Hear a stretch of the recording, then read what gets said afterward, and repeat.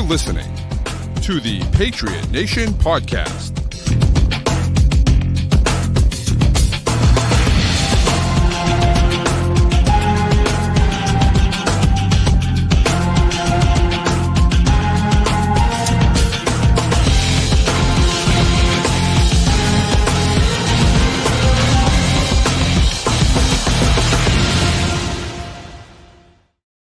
All right, welcome into another episode of the Patriot Nation Podcast. As always, a proud member of the CLNS group of podcasts. Make sure you download and subscribe to all of those great shows, and make sure you go over and subscribe to the Patriots Press Pass YouTube channel if you haven't already done that. Tonight, it's your boy Pat Lane here with my guy Matt St. Jean, and it is our first of many regular season post-game shows, and not a happy one. Not a happy one. This feels all too familiar, Pat. Sure does. Can I just open this by reading a paragraph from what Andrew Callahan wrote up after this? Sure. This is what Andrew Callahan writes. Meanwhile, Vrabel's staff couldn't solve a Las Vegas offense that lost its best player, Brock Bowers, to a knee injury in the third quarter. On Vegas's next series after Bowers left, the Patriots beefed up their personnel to halt rookie running back Ashton Jeanty, and Geno Smith roped play-action completions by them for first downs. So the Pats deployed an extra defensive back, but then Jeanty barreled ahead to sustain an eventual 12-play scoring drive. That paragraph about like what the defensive issues were feels straight like it was like that was taken out of last season. Mm-hmm. You could copy and paste that into like 4 or 5 different games last year, and it would fit. So that's not fun. No, I mean you felt like the Patriots were in a good situation, that their coaching was going to be better, and it just wasn't. It wasn't. I mean, the first touchdown they gave up, they blitzed Marcus Jones off the edge. They dropped Christian Barmore and Milton Williams into coverage, and you have Jaylon Hawkins trying to cover the fastest guy in the field. I just, what in the hell are we doing? Like, that makes absolutely no sense. Well, I think you go back to the Seattle game last year where you're facing Geno Smith, and what was the takeaway after that game? It was the Patriots tried to blitz him, and it didn't work because he's just like a big-time throw quarterback, and he's just like he's not going to get scared of your blitz. Like, he'll take sacks, and then when he's not getting sacks, he's going to throw the ball down the field. And I think you saw that on display from the first drive. But I think we go through this first drive, like, right away, the vibes were bad. Immediately, the vibes were bad because it's a 6-play, 66-yard touchdown drive, and it's just play action chunk play to a tight end. That was like number one worry in this entire game. Yep, that right there. Number 2 worry is an Ashton Jeanty 9-yard run right after it. An easy, quick out designed pass to your rookie wide receiver, like getting young receivers involved for the Raiders right away. And then, blown coverage. You finally force an incompletion, but 3rd and long doesn't matter. Blown coverage and a touchdown. And it's like, man, this is everything we were worried about with the personnel and everything from last year that was an issue basically all at once. Right. It was bad. It was really bad. And I will say, in the Patriots' defense, their defense played significantly better the rest of the half, right? And you felt like pretty good about where they were by the end of the first half. And then, Vegas went in and made some corrections, and the Patriots didn't. And, there's so many different plays, and you look at so many different, things where I'm looking at it saying, man, these guys just, they're getting out-coached. And listen, Pete Carroll's a good coach. But today, He broke a record today that he will continue to break for the rest of the season, which is he became the oldest head coach in the history of the NFL to ever coach a game. And again, he will do that all season long, obviously, as he gets older. And, at a certain point, you got to feel like, all right, we're in a better situation with Vrabel. I can't imagine anybody watched that game and thought they were in a better position than they were last year, because nothing about what happened today was better than what happened last year. And again, and Nelson says it's week 1, which is true. The overreactions on week 1 are a little ridiculous. I don't know if you know this or not. I'm not sure if you saw it or not. But Penny Sewell sucks. I don't know if you know that or not. Penny Sewell got beat really bad on an inside move by Micah Parsons. He sucks. Just throw him out. Well, Just throw him out. the He's football terrible. games that happened. The football games that happened this week are the only ones any of the players have ever played. That's correct. And Penny Sewell's never played before. And because he got beat one time by Micah Parsons, just throw everything else out. He's done. Forget it. He's awful. And so, this is kind of what we're looking at. And Geno was not incredible. Geno played well. He was not incredible. I think we have to pump the brakes on the Drake May stuff for a little bit. It's week 1. People overreact. It's what's going to happen. People are going to overreact. Like that's what they do. But it's also our job to kind of talk with a little bit of restraint. Yeah. And this is what we've been saying. This is what we've been saying all offseason. This is not a great team. Yeah. It's not a great team. Sorry. It's not. We're not there yet. And I want to see them move in the right direction, but you don't have anybody on your team that's as good as Brock Bowers or Max Crosby. Full stop. You don't have anyone as good on your team. And the only guy you can argue is Christian Gonzalez, and he's hurt. So they have the 2 best players. Like that's, and we could just start there, but they have the 2 best players, and then they played that way. It's the way it goes. Their quarterback played better. I mean, Geno Smith outplayed Drake. I think one of the big takeaways just from this individual game is that, like, Geno Smith played well against the blitz, and not just played well, but was able to push the ball down the field against the blitz and punish it, especially when it didn't get there. And, the pressure rates for both teams ended up being about the same. Both teams got 4 sacks. Like, pressure was roughly equal for both sides. I thought May was under more pressure than Geno Smith, but the numbers say that it was about equal for both sides. But I think the big difference there is that Geno Smith could make plays, and Drake May wasn't. Accuracy was a big part of that today. Receiver ability is part of that. Scheme is going to be part of that. Patriots played more man on defense, and the Raiders played almost exclusively zone, trying to take away any big plays. So, like, there's factors here beyond just, Geno Smith played well and Drake May didn't. But that, production-wise, that the Raiders had the 2 best players in the field and the better quarterback. You're going to win most days when that's how things play out. Yeah. And so there's a lot of issues on the defensive side and a lot of issues on the offensive side. The one thing that where I want to start is with Josh McDaniels. Because I thought number one, they got away from the run too early. I thought they didn't commit to the run. I wish they had ran it a little bit more. They didn't have success, right? I think Stevenson had 7 carries for 15 yards. And Travion was a little bit better, but not much. He had 1 14-yard run, and I think he had 25 yards total. So, like, he didn't have a lot of success either. But at the very least, you got to try it. You got to throw in some play-action pass. You got to do some of those things. And unfortunately, they didn't. And I don't understand. I'm so frustrated because we talked about all offseason. We talked about how Drake May didn't run the ball enough last year. And we didn't, Drake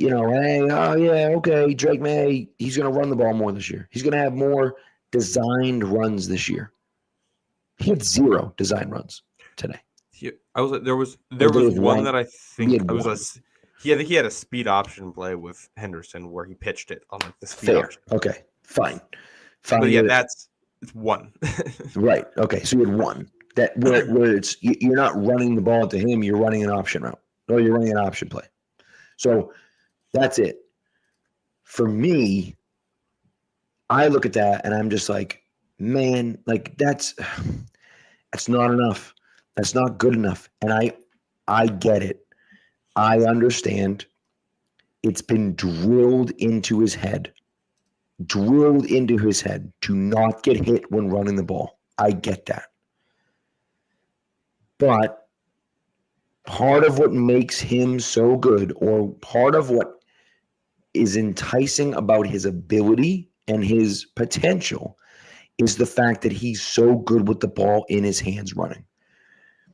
And so don't take that away from him. Just make him be smarter about getting hit. It's one of the things about Jaden Daniels. Like, Jaden Daniels runs the crap out of the ball. He runs it all the time. But he's smart about not taking hits. That's all you have to do with Drake May. Don't take that away from Drake May. There were multiple times in this game where it looked like he had opportunities to run it and he refused to do it because I think he was told not to. And that, to me, is handcuffing the offense. And I don't like it. And I hope that they fix that. Well, I think you look at the offense as a whole, and there was kind of like a pattern to me that stood out. That seemed like a lot of these drives were either a 3-and-out or a sustained drive. And I thought when you watched May play, he didn't start to build confidence until they'd moved to the chains. Their lone touchdown drive of the day, they just get a couple big plays in there.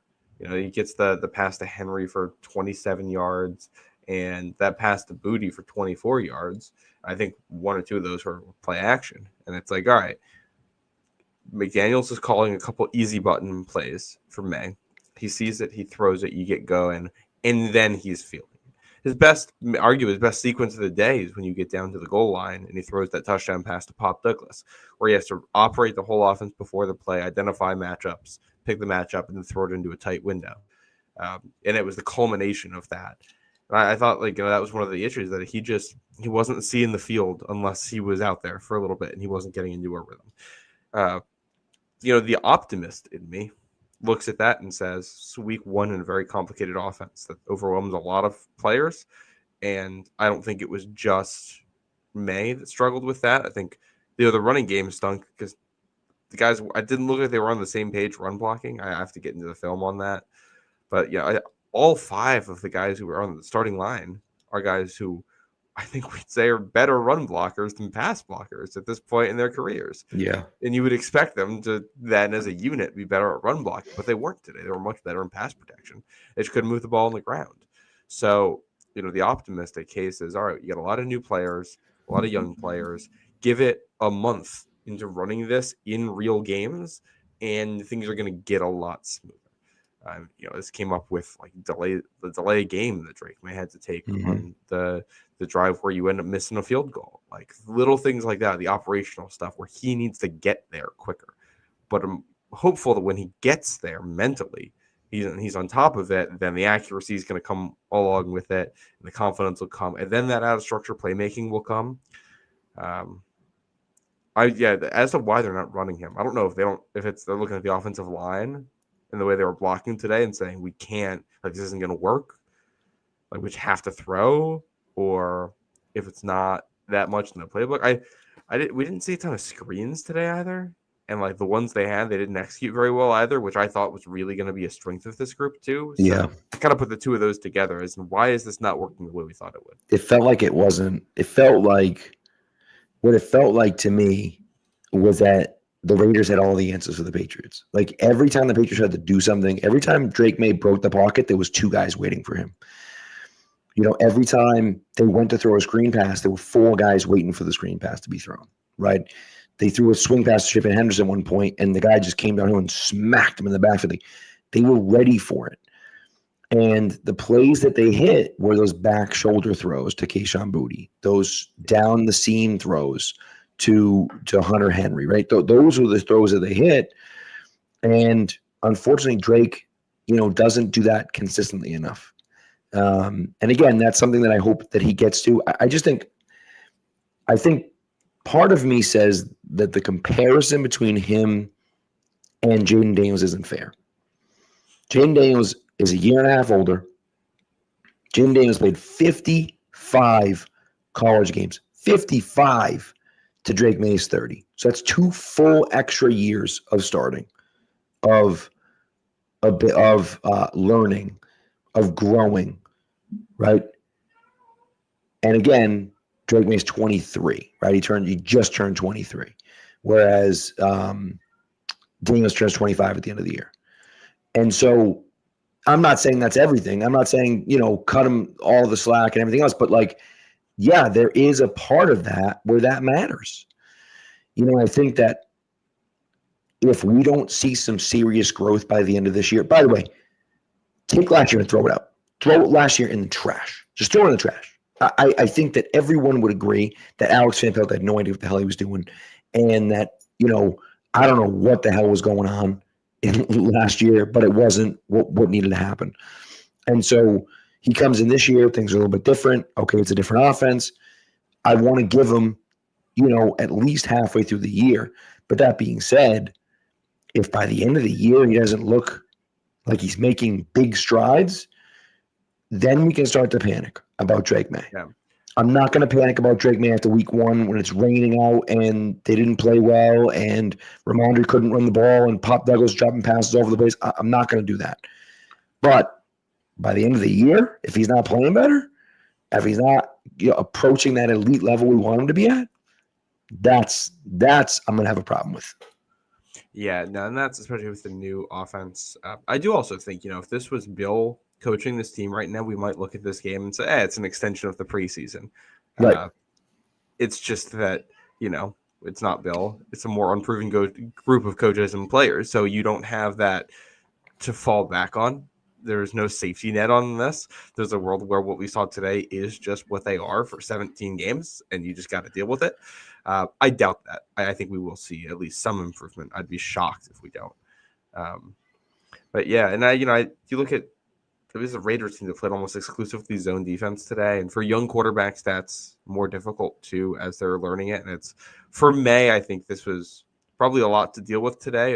It's going to be a variety of zone defenses. They're going to be very well coached with players who've been in this before because they retain the defensive coordinator, and you're trying to learn a new system that is going to have all the answers to that test, but it's complex and you really have to learn that. And I think, play 1 was the immediate, this isn't right, because May picks it up and scrambles for a yard on the first play with receivers open. And it's okay, he's just not seeing it right now. And, that happens. Got to bounce back. I'm not too super worried yet. 1 game, but I think my biggest theme all offseason has been that if the Patriots are a better team in 2025 than they were in 2024, the single reason for that's going to be because the quarterback plays better, because you're able to take a young quarterback and he gets better in year 2. He goes from someone who is a definite guy with star potential to someone who becomes a star, who's actually realizing that potential. Like you see it with May. He had 2-3 drives today, maybe 4 drives, where he looks very good, and you see it. It's coming together. And then the other ones, it's just not there. He's not seeing it. So more reps. That's the only solution.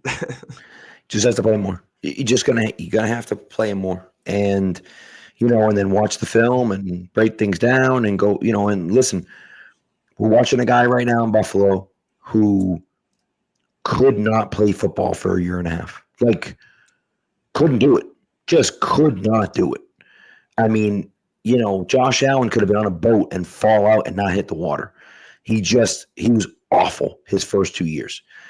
And at some point, 3/4 of the way or 2/3 of the way through that second year, he started figuring something out and he started looking a lot better. And that third year, they get Stephon Diggs and, all of a sudden he looks like he's a good player and knows what he's doing. That's what you're hoping happens with Drake May. I don't know if it's going to. I don't know. But that's what you're hoping happens with Drake May, that he takes that step forward. He has the ability. He has the skills to do it.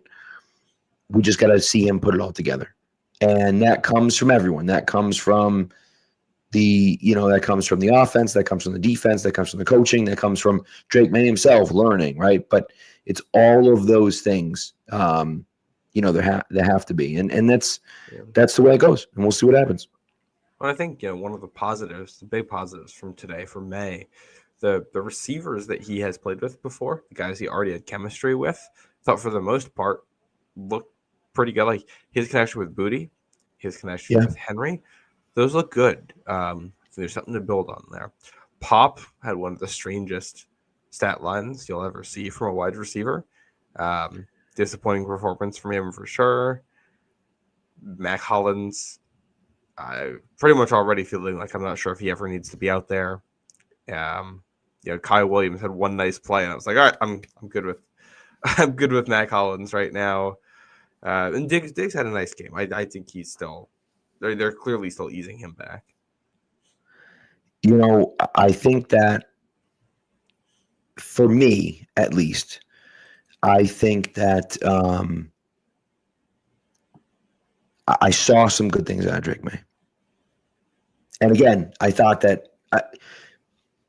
So, what are we going to talk about? Maybe Pop Douglas not being good. Are we going to have that discussion soon? Because, the potential's there, and everyone thinks he should be good, and he's really shifty and get open, but he doesn't have great hands. And I don't know. I just at some point, he's going to have to actually do something on the field for me to believe that he's a good player. Yeah. Well, and I think, he had some drops. Maybe one drop today, which is tough. But I think what stood out to me is there was a screen pass to him, and he just didn't.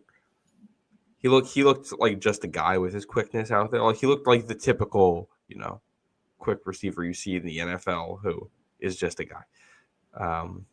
So we'll see. People are pushing for that, and Diggs can play in the slot. So I do wonder if we get to a point here where your best receiver grouping is going to be Kyle Williams, Kayshon Boutte, and Diggs in the slot. I'm also not going to give up on anything too quickly here because one game, right? And as they grow, it's the receivers too trying to figure out the new offense, and our guys dropping the ball because they're just overthinking things. Very possible. We'll see how that plays out over the coming weeks. But Pop was a disappointment today. It's tough. Yeah. So by the way, Nagan has a great idea. We should just draft Derrick Henry. Wouldn't that be a great idea? Let's just draft Derrick Henry, and then that will fix all of our problems at running back. If only we could do that. Also, we talked about this off the air, but the Derrick Henry's high school stats, ladies and gentlemen, boys and girls, if you have not seen Derrick Henry's high school stats, you have to look it up. I mean, it's completely insane. I think I just retweeted it because it's so ridiculous. His high school stats, 4 years in high school, 12,124 rushing yards and 153 touchdowns. 153 touchdowns in 4 years. His senior season, he had 4,261 yards and 55 touchdowns. So, he might be an alien. He really might be an alien. And he's insanity. Just completely insane. Also, Nagan, you're saying that Omarion Hampton did it. He had 15 carries for 48 yards against Kansas City on Friday night. I personally would like something better out of my rookie second round running back than 15 carries for 48 yards, but that's just me. It's just me. I personally, if you're going to talk about him being the next great thing, I'd like better than 15 carries for 48 yards. But I guess if that's your guy, that's cool. But I'm okay with Travion Henderson. I think that we can open up some things, and I'm fine with him for right now. And I think you want to get him the ball more, but this might just not have been the game for that. Clearly, everyone's not on the same page right now. Right. So, that'll be something you have to build going forward. Get Henderson the ball more. Ramondre Stevenson looks like just a guy out there running back right now too. Yep. Which he is. Yep. So I think get Henderson more touches should be part of the game plan going forward. Speed option May and Henderson is fun. I like that. I agree. Yeah.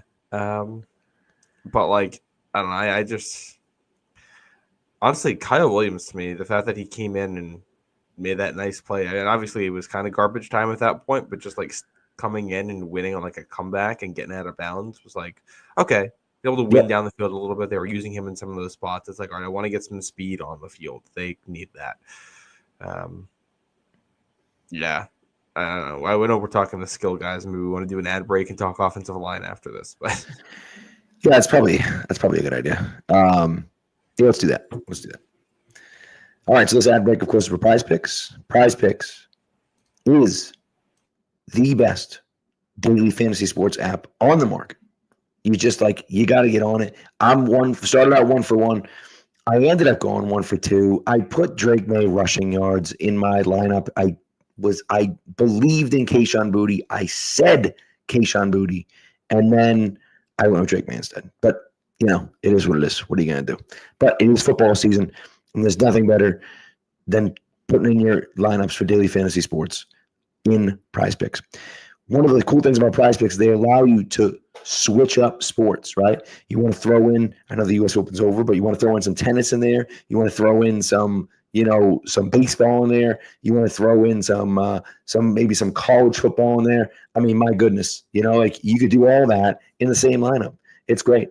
And don't forget on Tuesdays, Taco Tuesdays on Tuesdays, where they have discounts on things. Flex Friday on Friday, which means you can opt in, click on the link there, or click on the box there to make it a flex play, and then you get that money back in promotional dollars. So, I mean, come on now. There's nothing better than that. So, also, they offer Venmo, Apple Pay, and many more, MasterCard, and many more to get free or quick and easy withdrawals and deposits.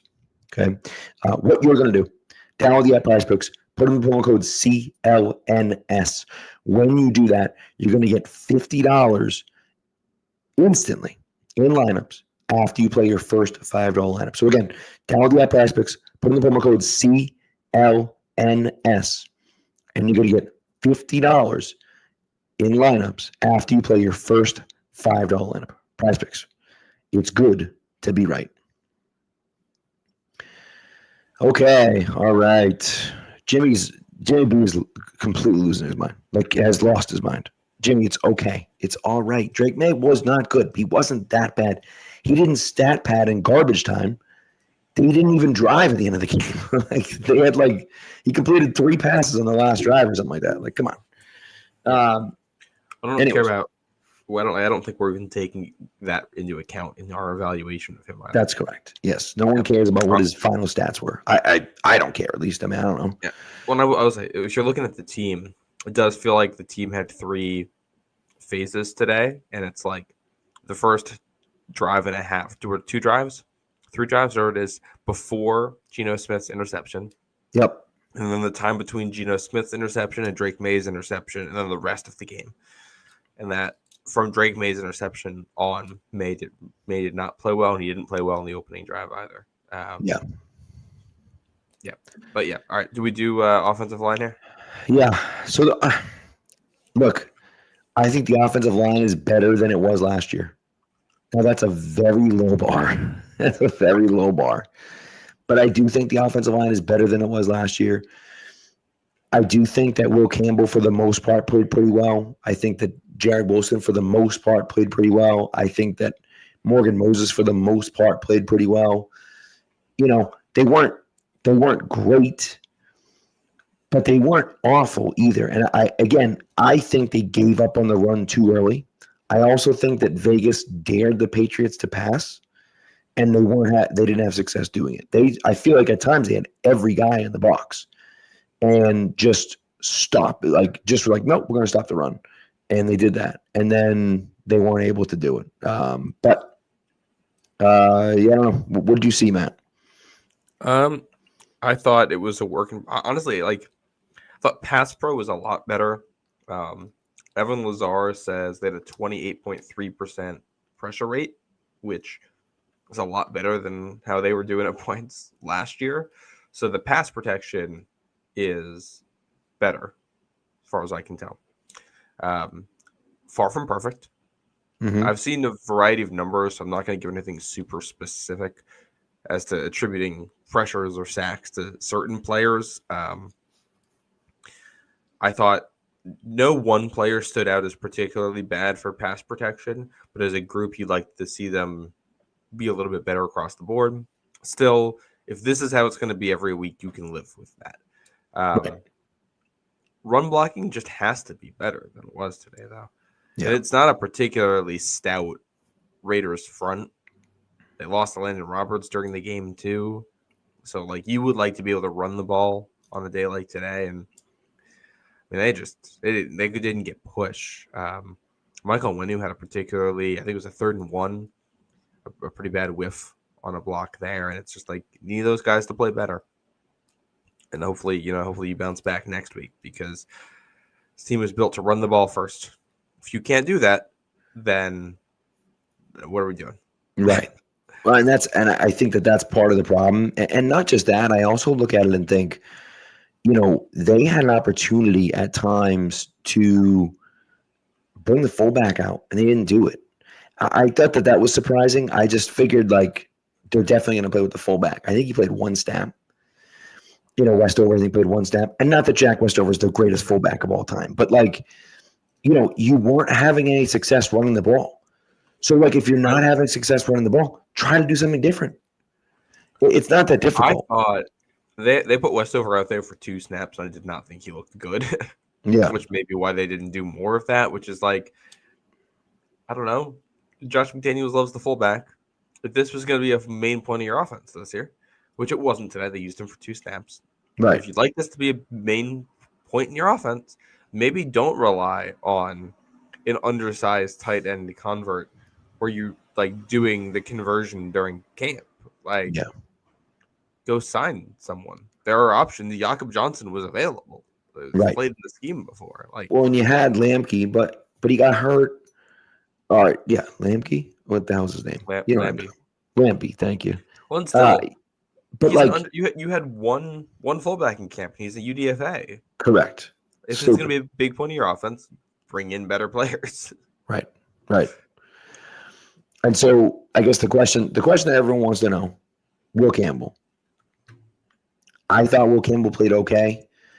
I know that, his guy sacked May on one play. I thought May stepped directly into the sack. Maybe he disengaged the guy before he did, but I thought he stepped directly into the sack. The strip sack, that is certainly a pressure allowed by him. I think May just dropped the ball. It looked like he lost the ball before his guy got there. Now, that was still a pressure because that guy was there quick. But it looked like that ball was coming out, and he fumbled it before he even got hit.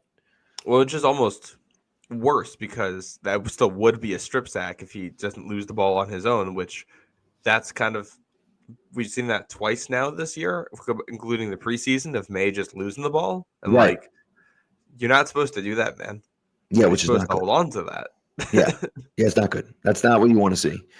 And so, but I thought overall he had 2 costly penalties, and one of them we're going to talk about in a little while because I still haven't got over it, and I'm not going to get over it all week, and I may not get over it all damn season. But I thought for the most part he played okay. He wasn't amazing, but I thought he played okay, and I think that the upgrade at left tackle is significant with him there right now. Can he develop into a great left tackle? I don't know. We're not there yet. I can tell you that much. Yeah. But I thought he was fine. That's what I saw. I thought he was fine. I would say in pass pro, I would say fine is probably correct. My biggest thing, and these are going to be all half-baked takes because I haven't watched the film on it yet. Right.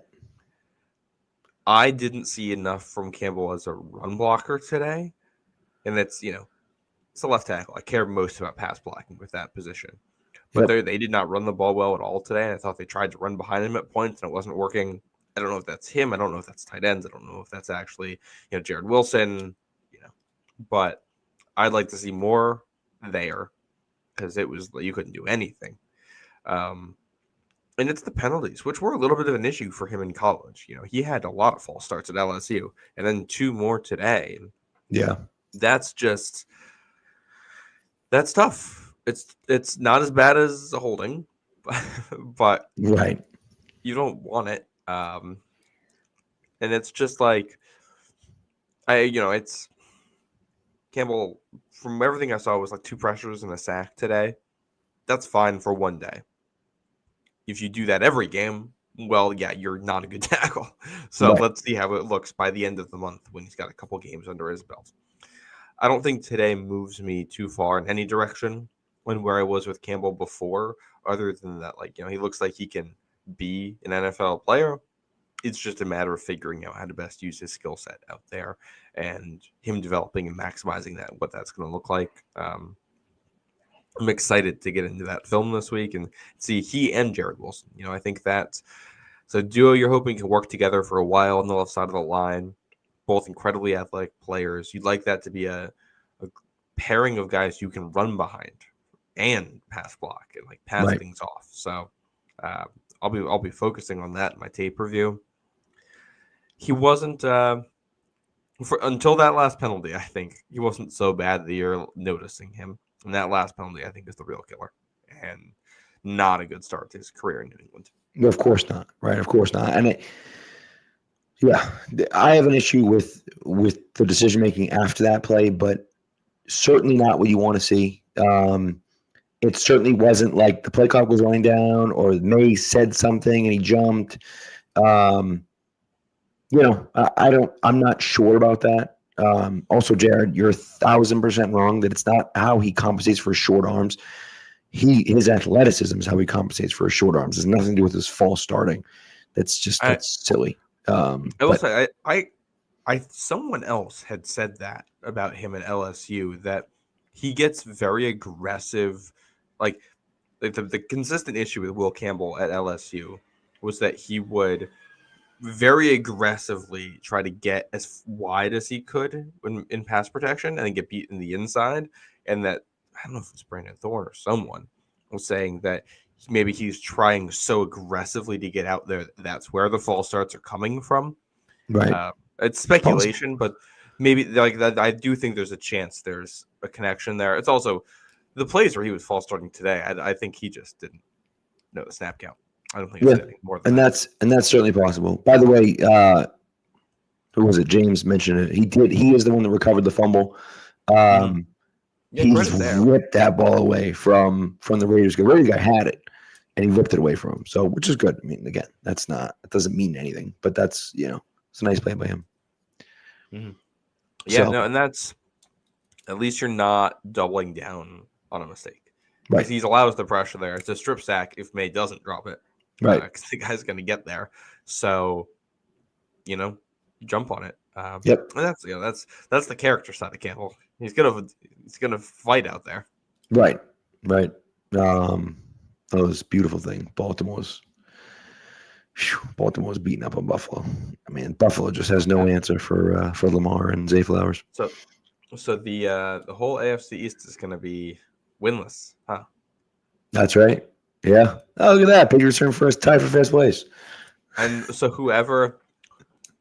the Jets and Bills don't play each other. So whoever wins the Pats Dolphins game next week, I think it's going to be in sole possession of first place in the AFC East. Well, guaranteed to be at least tied for first. Yeah. So what a world, man. Yeah, I know, right? But yeah, I mean, long way to go. Buffalo could still come back and win, but so yeah. No, you know what? And it is what it is. And ultimately, I think the offensive line is fine. They're not great. They're not, they're not the best team in the league.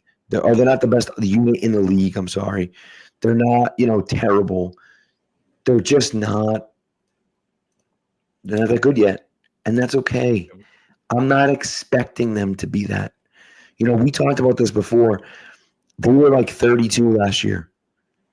If we can get to like 18 to 21, that's a huge, huge, huge win for this offense if they can get there. And I think that's what I'm looking for. Also, by the way, did you just see that catch by D-Hop? My goodness. No, I don't have a stream. I just have Gamecast up. Oh, he still got it. Oh, sick one-handed catch for a touchdown. I do think, and this speaks to both the offensive line and I think the team as a whole.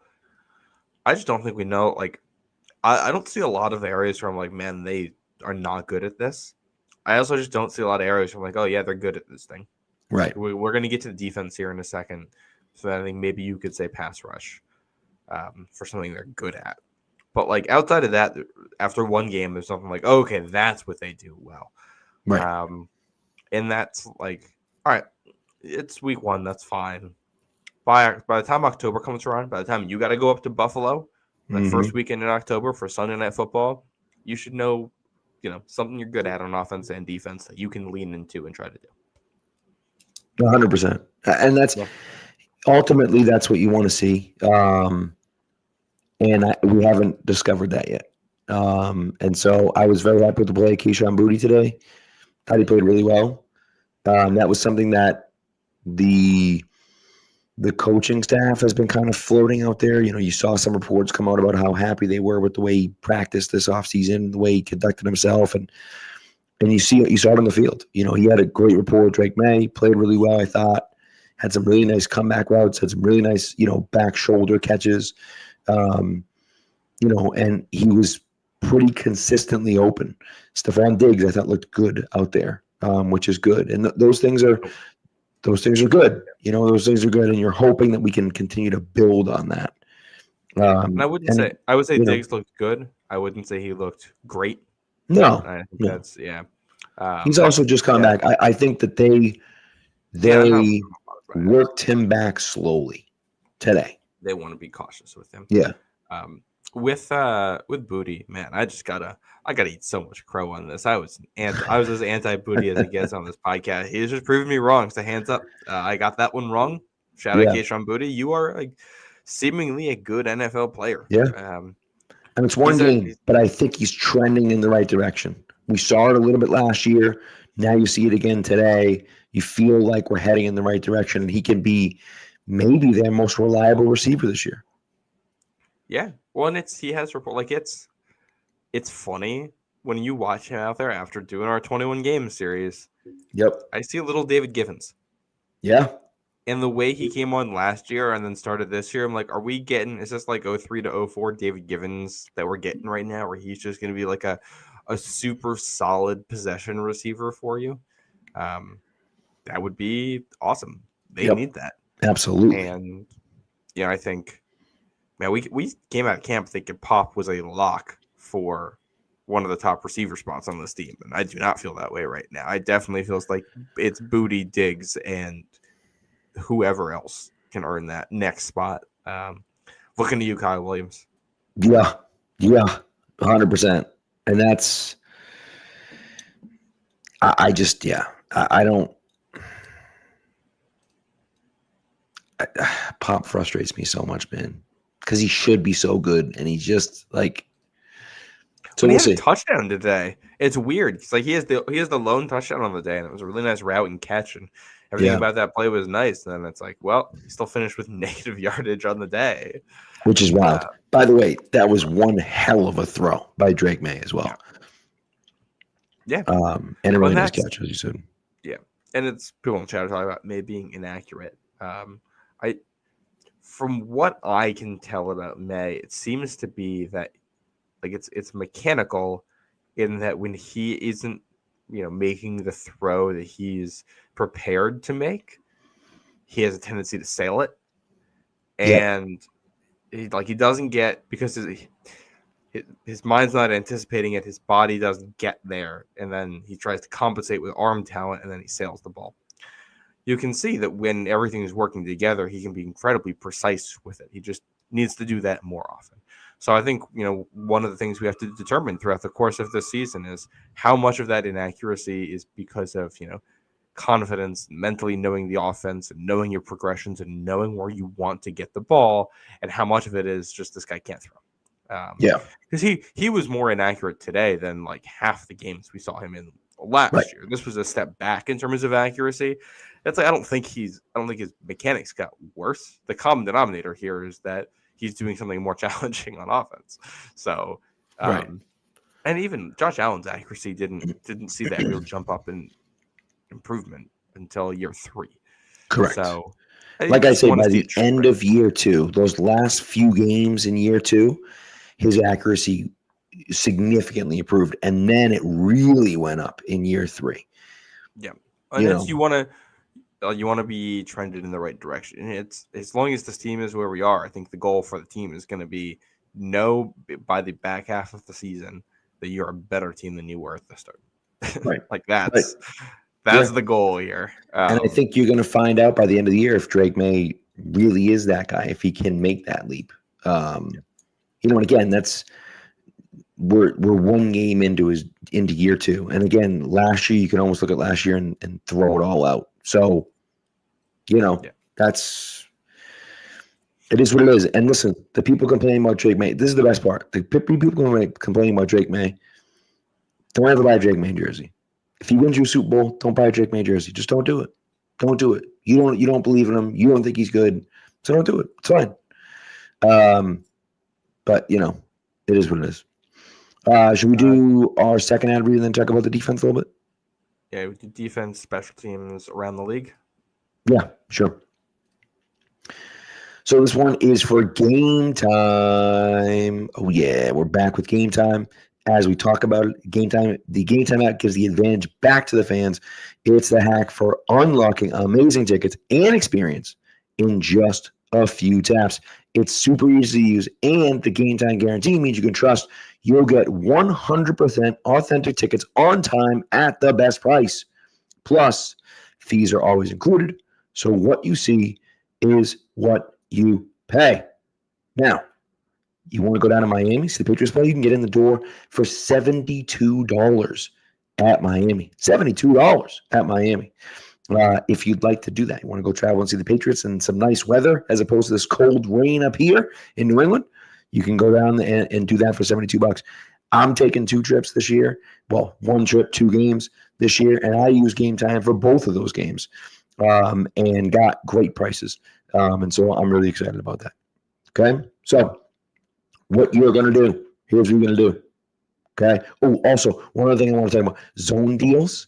The zone deals are great because you can get a better price by not choosing specific seats, but choosing a specific zone. And so that's a nice little perk there as well because you're like, oh, I want to sit kind of in this area. You could just click on a zone, and sometimes they'll give you a discount to say, well, you're not buying the exact tickets, but you're buying it in this section or in these few sections. So it's a great thing to do. So anyways, what you're going to do, take the guesswork out of buying NFL tickets with Game Time. Download the Game Time app, create an account, and use the code CLNS for $20 off your first purchase. Terms apply. Again, create an account and redeem the code CLNS for $20 off. Swipe, tap, ticket, go. Download the Game Time app today. All right. Just a quick note on Game Time there. I was away with my dad last week, going to a lot of baseball games, and we used Game Time for almost all of the games that we went to, and it was super easy. Yep. Shout out Game Time. Super helpful. Yeah. And that's what, to me, honestly, it's one of those things where it's like I have a few different apps, and I just feel like I'll look at one app, and then I look at the other app, and I'm like, it's not even close. Game Time, has the best by at least $5 to $10. So, it's worth it. I find the app works well. Like the tickets are just like easy to access in it, and you can just like pull them up and scan them right there. So which is nice. Yeah, had good experiences all around. Not good experiences all around. I think it's the Patriots defense. Yeah. So start with the good. Harold Landry 2.5 sacks, pretty nice. Milton Williams had, I think, 7 pressures on 30. 6. That's one of those, yeah. 6, 7, somewhere around there. 6, 7, right? For all my middle school and high school kids out there. But I don't even know what it means, but who knows? I don't think anyone looked that up earlier. To be very honest with you, I don't think anyone does. I think Jim Nance was saying it at one point. Like, it's just, okay, we've gone too far.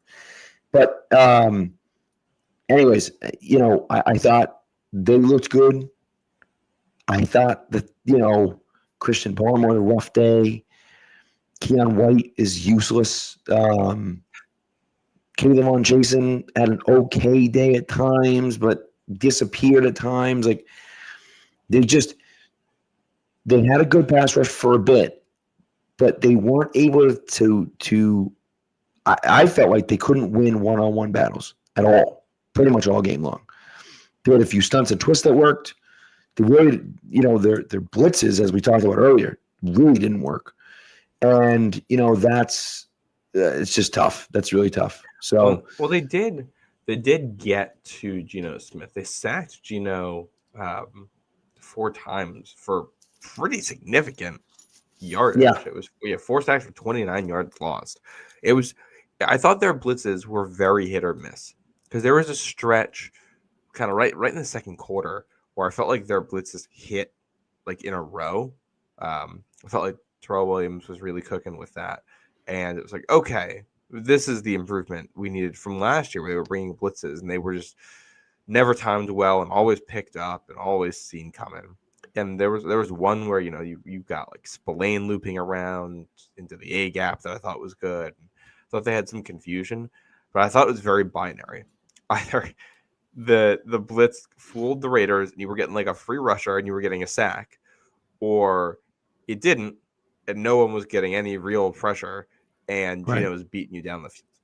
And that, I think, is you just gotta work on it. I don't know, like it's got to be individual execution in the actual pass rush, and then it's got to be coverage down the field. You need better relationship there.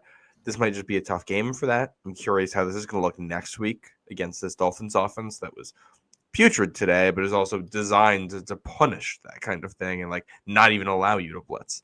So I'm curious where they end up going with that. But Harold Landry as a looper today was awesome. I don't know. The pass rush was so hit or miss today. It was weird. Yeah. I felt like they couldn't win those one-on-one matchups. And I felt like what I was hoping for was that they could get pressure with 4 guys. And they were able to do that a little bit, but not as much as I would have liked to have seen. And so unfortunately that's where the Patriots are at right now. And I think how you adjust to this, like, I know that they're going to want to blitz a lot. I think even if they can get there with 4, they're going to want to bring 5 and 6 and sim pressures and stuff. That's what these guys like to do. Yeah. So, I think as this evolves, like when you're in the first 4 weeks of the season, it's kind of a blank slate and you can do anything. And, I think the key to knowing how good this defense is when you get to October and November, other teams have film on what you like to do with your blitz packages. Okay, how good do they look then? How do you execute them? What wrinkles do you have designed off of them? When you have a blitz package that you're running today, how are you going to then use the fact that, Buffalo saw this blitz package that worked to bring something that looks similar, but it's going to bring a different rusher when you see him in October? Things like that to build off of it.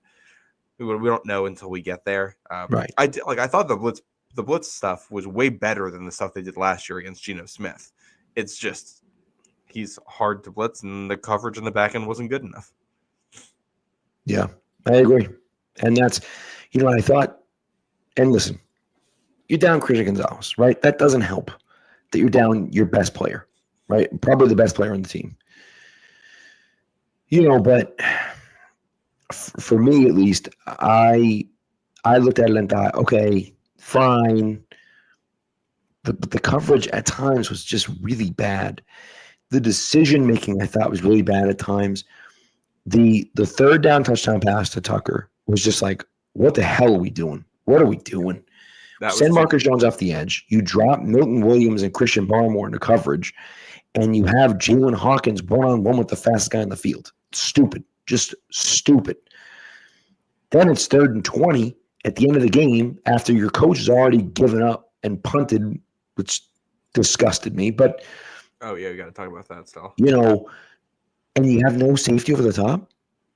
You blitz on 3rd and 20 when you're trying to get the ball back, and you give up a double move to, again, another ridiculously fast guy who can run really fast in a straight line, and he beats Carlton Davis, who I thought played pretty well today. But like, he's just sitting there saying, like, what are you doing on that? How are you not playing 4 deep, prevent defense, pick up 15 yards, go ahead, who cares? It doesn't matter. We don't need to sack you. We just need to stop you from getting a first down so we can get the ball back. And instead, you give up a long pass play, and it's just like, that's the one thing you couldn't give up, and you allowed it. And it's just like, that just is stupid to me. I don't hate the blitz call there, just with the intention of we're going to get pressure fast enough that he can't get it to someone who can get 20 yards down the field. It's just, the blitz wasn't well executed enough. Gino was able to buy a little bit of time, which is what he needed. And I thought that was where it was like, okay. I thought that play was a perfect example of like the quality of players you get in free agency. Because you end up losing on that play because Spillane kind of hesitates for a second coming around because he has to spy Geno Smith and rush at the same time. And that allows Geno to have an extra second to set and throw down the field. And Carlton Davis, who had a good day today, that's just one bad play. And it's like, well, you're not going to win them all. And, you're not getting Christian Gonzalez in free agency. You are getting guys like a corner 2 in the league. If that's Christian Gonzalez out there, he's not getting fooled. And if he gets fooled, he's got the recovery ability to break that up anyway. Right. But it's not. It's Carlton Davis. It's your corner 2. So, I thought that was just tough. And, plays like that, I think, were the difference. Like, Drake May just wasn't making that play today. Geno Smith was. So, yeah, I think that was tough. Do we want to talk about that whole sequence? The false start, the decision not to go for it. Yes. Yeah. So listen, it was a bad play by Will Campbell. 100%. Can't happen. It's the biggest play of the game, 4th and 5. You're at midfield. You're down by 10 points. You absolutely 100% cannot have a false start on that play. Can't happen. Just can't. Right? With that being said, that decision by Vrabel is exactly what we killed Mayo for. We killed Bill for the last few years here. It's horrifying that you would punt the ball with under 5 minutes left to go in the game around midfield down 10. You have to score twice. Like it just that possession awful. Needs to end in points. Yeah, I did not love that decision making, and I think we talked about how Vrabel has talked about how he wants the Patriots to be a team that takes advantage of other teams' mistakes. Yep. This is the opposite. You're compounding mistakes. You get into a 4th and 5 in the first place. You false start to make it 4th and 10 to make it more difficult. You decided to punt instead, which I don't agree with, but I was looking at some like the 4th down decision bots, and some of them actually agreed with the decision to punt, which I found surprising. But agreeing with the decision to punt is with the assumption that when you're punting from there, you're pinning them with the 10 or the 5 or whatever. Behringer has one of the worst punts he's had in New England. It was like a 21-yard shank. Yeah, you're giving the ball to them in good field position, and you cannot compound errors like that. You just can't do it and expect to win football games consistently. And that's where you lose the game. It's that, and then you give up that big 3rd down completion, and it's just, the other team beats you. That's what that is. So, hated everything about that. Especially when Vrabel's whole thing all week was, in week 1 you gotta win the second half of games. That was the mantra all week. They came out in the second half and they didn't win it. And it's like, all right, well, what are we? It's a very obvious example of what they're preaching not turning into results on the field. Correct. Which is fine when it's just one game, but you don't love that when it's the first game. That's going to happen. Now, you don't have all the games go to plan, but until we see more, this is all we have to judge off of. And the one thing you told everyone in the press to judge you off of all week long, you didn't do. So you're going to get flack for that until you show you can do it. Right. It's just, oh God, it's the exact type of thing that Vrabel talks about doing. And he punted. And you just like, I think evolved. It's just, it's so frustrating. I was so mad.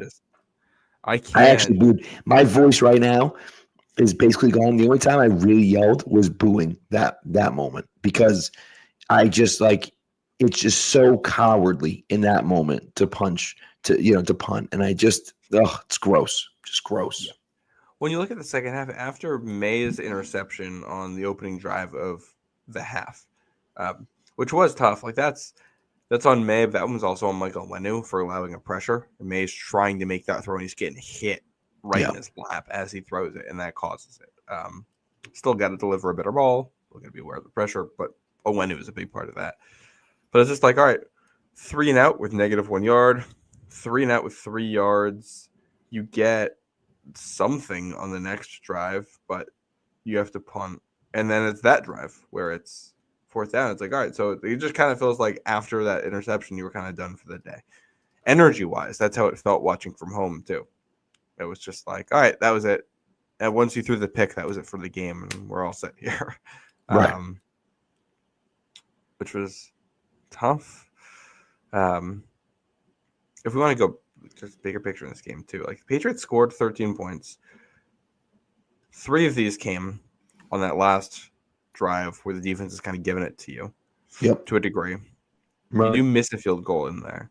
But then your other field goal comes on a drive where, man, that pass interference on Mac Hollins on the 4th and 1. Real bad. It's a real bad call. I don't know what that was. Great defense. So that was a gift, which I honestly liked everything about that except the actual execution of the play. I loved they went for it on the 4th down. I loved sucking the defense up and trying to go for the deep shot over the top. I think that's a great play call. You just got to execute it. It just didn't get open, which is on him. And on May, too, for throwing that. But, like, yeah, so you got lucky there. And it's the way this game went, it's 1 turnover for each team with the picks. Outside of that, like, Patriots got beat. Just straight up beat. Yep. It could have been worse than what it was. Like, this easily could have been like a 20-7 game. Oh, absolutely it could have been. And that's, unfortunately, that's where we're at right now, right? Do we want to talk about Borregales real quick? Yeah. I can go first if you want. Yeah, go ahead. It was bad. Go ahead. I will say it was not. It could have been a lot worse. Right. His first ever NFL field goal he misses. That's the kind of thing that can just like give a kicker the yips permanently, and that's it. Credit to him in bad conditions for bouncing back and immediately nailing the 2 kicks after that. So, like, I was upset that he missed one, but the fact that he showed that toughness and bounced back and hit the others, I wasn't as mad. You're mad because this is a close game, and it changes the way the whole game plays out if he hits the one earlier. You would like to have that. But this is something we talked, like, when we did our schedule predictions, and I said the Patriots, I had 7 wins. One of my reasons was, they got a rookie kicker, and even if he plays well, he's probably going to have some tough games in there. And if you play a lot of close games and you have a rookie kicker, you're probably going to drop like 1 more game than you should because he's going to miss a kick because he's young and inexperienced and stuff. And maybe this is the one. Maybe he makes that kick earlier in that last drive. They drive down and tie it, and it's 20-20, go to overtime and win. Maybe that's an alternate universe here that we could be living in. It's possible. But this is the one we're in right now, and it sucks to lose the game because of that. But I still feel okay about Borregales for now. Yeah. Can't miss next week, though. Especially going to Miami. He's got to make the kicks in Miami. I would agree. I would agree with you. Unfortunately, Tyler Loop looks pretty good tonight. But, what are you going to do? Also, I know it's not Borregales. I just think people in the chat are saying, that Mac Jones had a better year 2 than Drake May is having right now. Mac Jones in year 2, the first game of his year 2 was in Miami. 20-7 loss. His QBR in that game was 7.4. Yep. 7. Let me say that again because I know it's under 10, so it's a little 7.4. That's out of 100. I don't know if people know that or not. QBR's out of 100. 7 point. I feel like that's not good. That's kind of bad. I think. My 2 lasting memories from that game. 7.4. I remember the Patriots driving down the field on the first drive, and then May throwing it to, I think it was Aguilar in the end zone down the sideline, and Xavier and Howard just being like all over him and picking it off. Yeah. And then I remember someone whiffing on a block and May getting strip sacked and the Dolphins recovering for a touchdown. I think that's also the game. there might be a third one in here where who's the safety from the Dolphins? Minka? Javon Holland. Javon Holland. Holland and somebody else like high load Mac in the pocket after he threw a ball and just absolutely demolished him. That was a rough game all around. That was By the way, immediate. His lone touchdown pass in that game was to. Oh, this is a great piece of trivia. Who was his lone touchdown pass in that game too? Well, it was that was the Kendrick Bourne doghouse game. So it's not Bourne. He had one catch, 41 yards in that game. Kendrick Bourne did. Yeah, because they put him in on the last drive, and he immediately made a big catch. They were in Miami, by the way. Yeah, no, I remember this game. Yeah. I don't remember who this touchdown's to. It's not to like Scotty Washington. Oh, it's so good. No. It's not Scotty Wash. It was to Ty Montgomery. Okay. There we go. So I was trying to think who was the Jermichael Hasty then. Right. That's who it was. Yeah. Ty Montgomery. Oh, I remember that too. Yeah, and Ty Montgomery was like off the roster a couple weeks later. Yes. I'm pretty sure. Right. So anyways, the Borregales thing is worrying because I felt like Booty was better than not Booty. Romo was a little bit better than him in training camp and in preseason.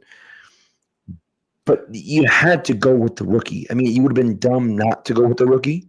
Yeah, it was a tie, so it goes to the rookie. That's kind correct. The thing is that what we're seeing with Chad Ryland is that sometimes it takes more than 1 year. And so you have to have some patience. You have to have a little bit of, all right, it doesn't have to be perfect. But if we can see the growth and we can see it happening, let's let it happen. Yeah. You can't, Well, I kind of look at the Borregales thing like I look at the Will Campbell thing. Like, doesn't bother, like, we're going to say for these purposes, Will Campbell gave up a sack today. Because everywhere I've seen had him credited for one sack allowed. Will Campbell gave up a sack today. That's fine. It's a one-time thing. It can't be an every week thing. Doesn't bother me the Borregales missed that one field goal. Can't be an every week thing. Correct. Kickers don't make 100% of the kicks.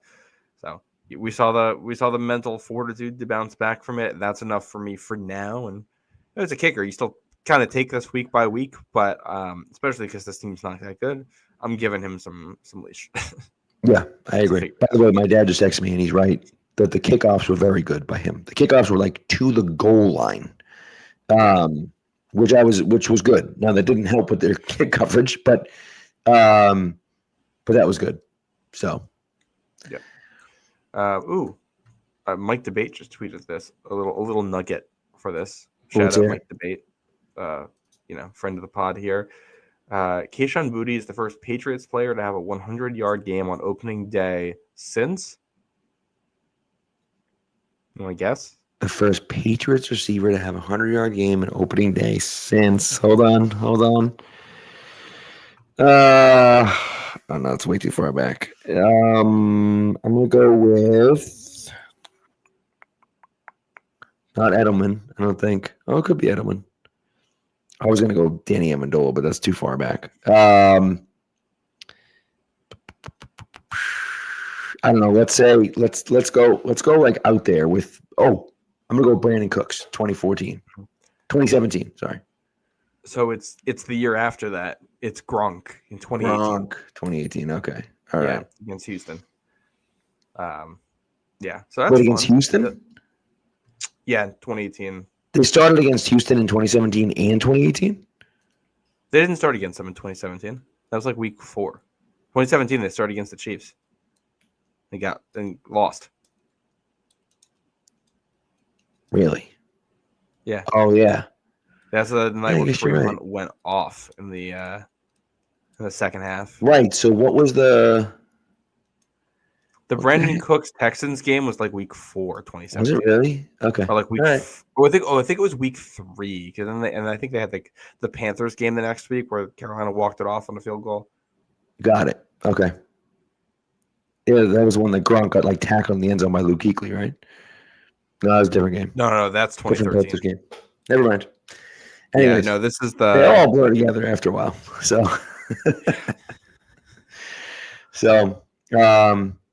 anyways, yeah. I don't know.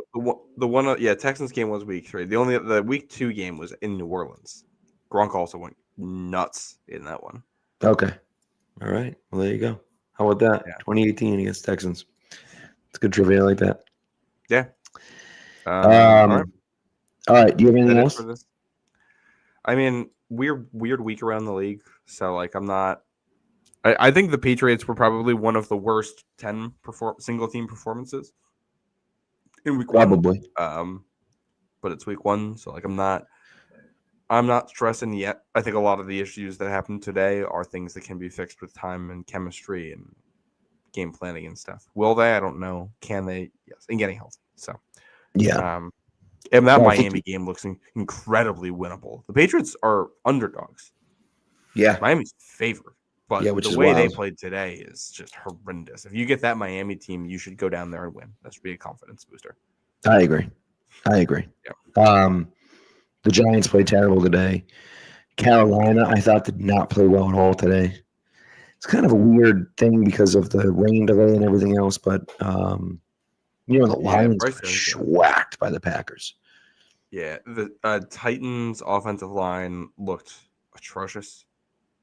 I had that game on, Titans Broncos, and it was just like Cam Ward was just dropping. There was one play where he dropped back to pass, and immediately there were like 7 rushers in his face. It was like, what is happening? It was rough, dude.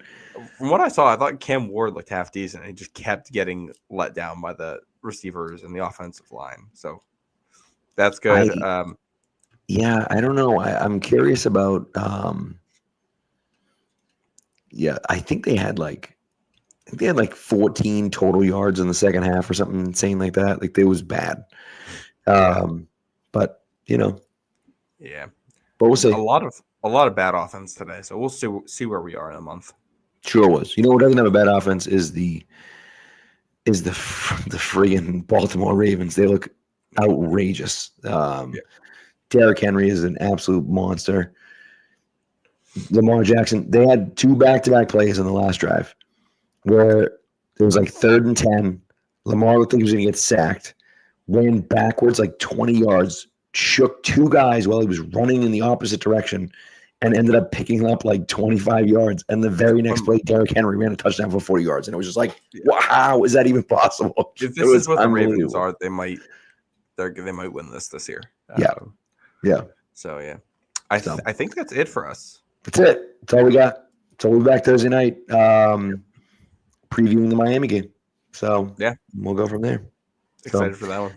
Yep. So anyways, thanks to the chat, even though you were overreacting like crazy. We appreciate you anyways. And be good to each other and go Pats.